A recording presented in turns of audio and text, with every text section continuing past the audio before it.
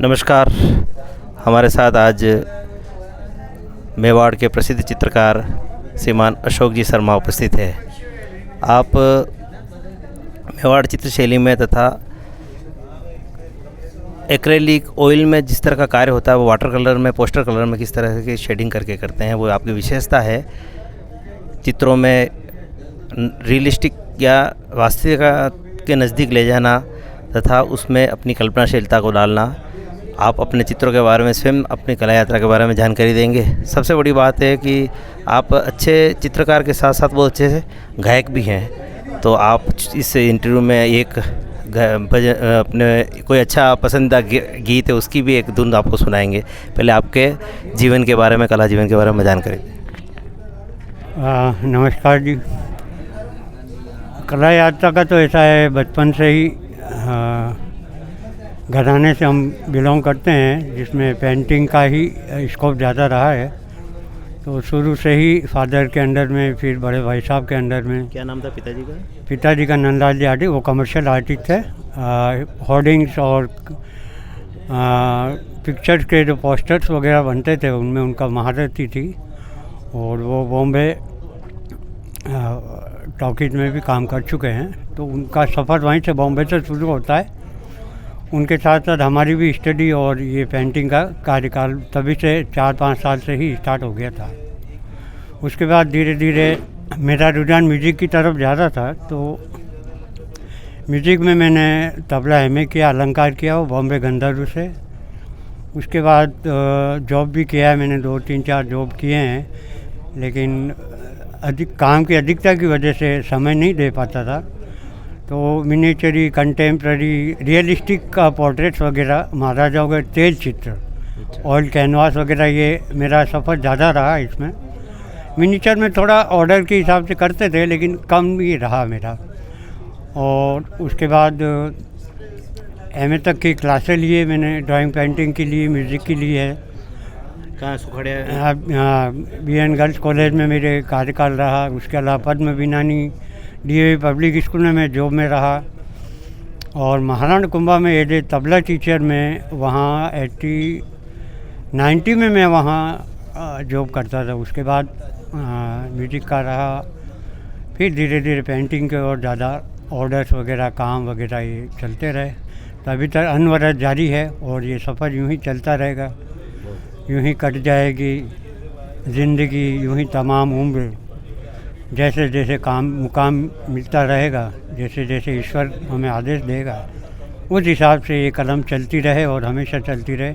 बहुत बहुत धन्यवाद। हमारे श्री भाई आज हमारे साथ में हैं। कुछ प्रश्न मेरे हैं आपसे जी। आप चूँकि कला जगत में आपकी जो आपने भी बताई कि आपने पिताजी का जो फिल्मों के पोस्टर इस तरह के बना देते हैं, तो आपके एक तरह से कला गुरु रहे। तो आपकी चित्रों में अब पता चला कि आपका जो कलम चलाने का तरीका है वो आपके पिताजी के जो बिल्कुल वो स्ट्रोक जो आप चलाते हैं, अब पता चला। मैं समझ रहा था कि ये जो देन कहाँ की है, अब पता चला कि आपके मतलब एक तरह से पिताजी आपके खून में आई हुई है ये। बिल्कुल घराने से। हाँ, घराने। मैं एक बात आपसे जानना चाहता हूँ कि मेवाड़ चित्र शैली में जो भी यहाँ कार्यशाला हो रही है, वर्तमान में मेवाड़ में चित्र शैली में कई जने कलाकार उदयपुर में यूँ कहते हैं कि भटियान चोटा के इलाके में तो पत्थर फेंको तो जाकर किसी न किसी कलाकार के घर में गिरेगा। बिल्कुल। तो ये कलाकार जो अभी भी अपनी आजीविका के लिए संघर्ष कर रहे हैं, जो एक कला के अंदर जो मुकाम या जो एक अपना कला को और स्वयं को भी जो एक ओहदा या एक स्थान दिलाना चाहिए, वो नहीं दिला पा रहे हैं,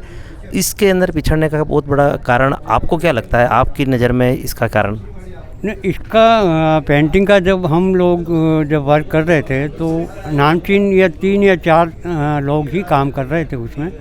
तो वो नाथद्वारा शैली से यहाँ प्रेरित होकर आए थे।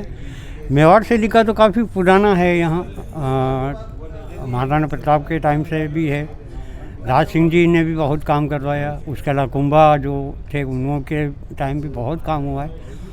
और ये काम हमारे पैलेस में काफ़ी उपलब्ध भी हैं, अभी भी है। मिनिएचर आर्ट में मेवाड़ शैली भी है और तेल चित्र भी हैं जो हमारे चतुर्भुजी करके हमारे कास्ट के थे। वो बहुत नामचीन रियलिस्टिक वर्क में बड़ा उनका हाथ था। स्केचिंग भी बहुत अच्छी थी उनकी और सदे हुए कलाकार थे। तो पिछड़ने का मेन कारण इसका हमेशा ये रहा है कि कमर्शलाइज बहुत ज़्यादा हो गया था। ये कमर्शलाइज होने के लिए क्या हुआ कि जैसे जैसे टूरिस्ट की डिमांड बढ़ती गई वैसे वैसे शोरूम्स में लोगों को हायर किया गया और उनको अपनी एक जगह बना के बिठा के उनसे अपना वर्क लेते रहे। तो वो मेन कारण यही था कि वो एक बंद कमरे में अपना हुनर तो सब जगह गया, लेकिन वो ओपनली बाई हार्ट बाहर नहीं आ सके। तो वो एक मेन कारण जहाँ तक मुझे नज़र आता है वही है कि एक बंद कमरे में एक आर्टिस्ट को वर्क करते गए जिसमें 30-40 साल से खुलापन नहीं मिला, खुले मंच नहीं मिले। उनको आगे प्रेरित करने के लिए भी बहुत सारी जो आवश्यकता हैं उनकी पूर्ति सरकार की तरफ से भी कम ही रही है देखा जाए तो। वैसे तो सरकार भी मुझे लगता है कि जो कंटेम्प्रेरी पेंटिंग, जो मॉडर्न पेंटिंग जिसको बोलते हैं, उसको जो प्रोत्साहन करने में उसके लिए अवार्ड निकालती है। हाँ, ये तो है ही है। तो दुनिया भर की करती है, परंतु जो अपनी मूल पूंजी है, अपनी परंपरा है, अपनी जो पुरखों ने जो अपनी पूंजी दी, उसको संभालने के लिए खाली एक कोई जिला उद्योग के अंदर छोटा मोटा कुछ दे रखा है। जिला उद्योग के अंदर दे रखा है। वेस्ट जोन के आने के बाद काफ़ी काम हुआ है, ऐसा नहीं है। वेस्ट जोन कल्चर सेंटर की वजह से हाँ, मतलब वेस्ट जोन ने अभी कुछ अभी 8-10 सालों से अच्छा वर्क कर रहे हैं। लॉबी भी बनाई है और ग्रुप वाइज भी हम प्रदर्शन कर चुके हैं। कहीं कहीं जाना भी पड़ता है तो हम जाते हैं। हाँ, जहाँ तक आर्थिक स्थिति की सवाल है तो वो तो वही मैंने बताया था आपको, कमर्शलाइज होने की वजह से आर्टिस्ट तक वो पूरा पैसा नहीं पहुँच पाता है। वो उनकी जो मेहनत और उनकी जो लगन और उनकी जो पेंटिंग करने की क्षमता है वो वहीं एक दायरे में रह गई और उसका मुनाफा जितना हो रहा है वो बिचौलिया भी कह सकते हैं। शोरूम्स में जो भी बड़े बड़े हायर हैं जिनके पास बहुत पैसा है वो कलेक्ट कर लेते हैं। किसी ने बोला भाई साहब एक बार की चित्रकार की स्थिति, उन्होंने बताया कि एक किसान है, फसल पैदा करता है जी, फसल पैदा करता है, वो अपना जीवन का सुबह से लेकर रात तक उसमें लगा है। उसके पास पहनने के कपड़े नहीं होते हैं, पर जो जिसको वो बेचता है उनके पास बड़ी बड़ी BMW गाड़ी होती है। बिल्कुल। तो जो मुनाफा होता है वो हर समय जो बीच का जो व्यक्ति होता है ले जाता है। तो कलाकार को सीधा मंच बेचने का मिलता नहीं। वो ये बिल्कुल सही बात है। कलाकार को डायरेक्ट मंच मिलना बहुत कम रहा हमेशा से ही। मैंने भी ड्राइंग में MA किया था, तब भी मुझे यही लगा था कि कमर्शियल, मेरा 93 में था, 92-93 मैंने MA किया था। तो मेरा मकसद यही था कंटेम्प्रेरी को कैसे देखते हैं ये लोग, किस ढंग से देखते हैं। तो उस वक्त हम लोग तो काफ़ी पेंटिंग में, मिनीचर में या तेज चित्र में ऐसा करके काफ़ी काम किया हमने। तो मेरा वहाँ जाने का एक ही मकसद था, कंटेम्प्रेरी आर्ट को जो लॉबी मिली हुई है वो हमारी कला मिनीचर आर्ट को क्यों नहीं मिला। तो वहाँ देखने के बाद यही लगा मुझे कि इसका कमर्शलाइज हुआ है मिनीचर आर्ट का, जबकि कंटेम्प्रेरी का हाई लेवल पे इन्होंने अप्रोच लगाई है और वहाँ तक इन्होंने पहुँचाया। तो यही मेन कारण है इसका। ऐसा नहीं है, काम अभी भी हो रहा है। आज भी 40 साल से हमारे सीनियर आर्टिस्ट हैं, बहुत ही उम्दा काम करते हैं, काफ़ी अच्छा काम करते हैं, लेकिन उनकी पर्याप्त मात्रा में पैसा नहीं मिलता है। ना आज मिलता है ना पहले भी।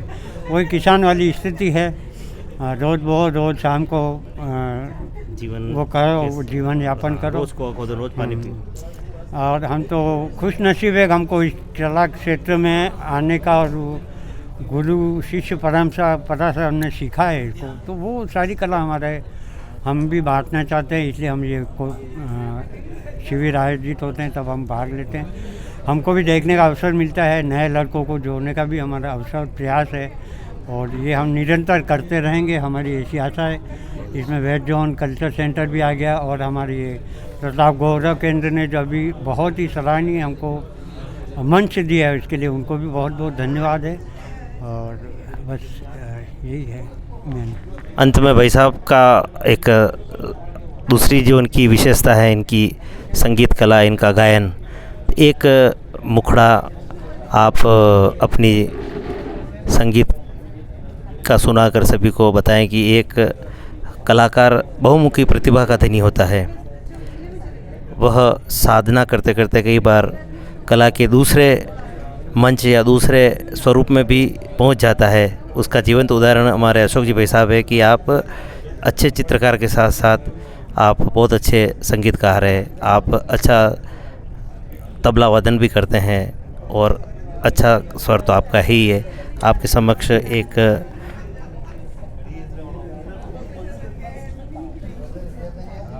गीत सुनाकर आपको बताएंगे।